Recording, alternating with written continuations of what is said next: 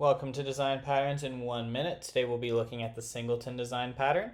The Singleton design pattern is rather intuitive. Essentially, a Singleton is a class that can only ever have one instance. If someone tries to instantiate a Singleton that has already been instantiated, the Singleton class will not create a new instance, but will instead return the existing instance.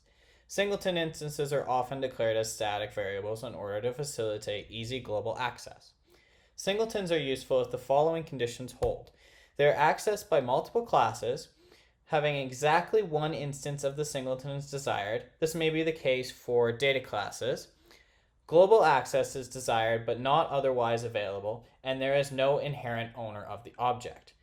Singletons are very commonly overused.